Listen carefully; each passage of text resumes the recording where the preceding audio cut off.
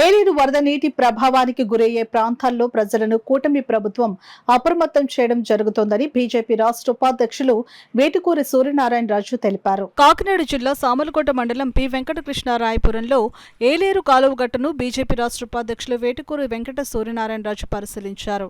Peddapuram convener Vittanala Venkataramana, BJP Samalkot rural general secretary M Venkataprasad, Kanchumarthi Achyutarao, Challa Satyababu, Krupa, Mummidisetti Johnson, Mallireddy Satyababu, BJP కార్యకర్తలు పాల్గొన్నారు.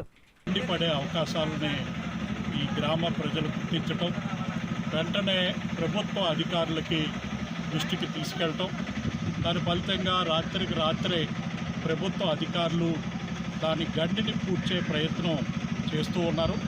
ఈరోజు రాత్రికి ఏదైతే వీక్ అయిందో ఆ వీక్ అయిన గట్టుని స్ట్రాంగ్ చేసే పనిలో అధికారులు ఉన్నారు. దీనికి ఏదైతే ఎన్డీఏ మిత్రపక్ష నాయకులు ఉన్నారో, ఈ గ్రామంలో ఉన్న నాయకులు కానీ ప్రజలు కానీ సహకారం అందిస్తూ ఉన్నారు. దీనివల్ల ఇది కనుక గండి పడితే సుమారు 2-3 గ్రామాలు ముప్పుకు గురవటం, 3,000 ఎకరాలకు పైగా ఆయకట్టు వరి రైతులు కానీ నష్టపోయే అవకాశాలు ఉన్నాయి.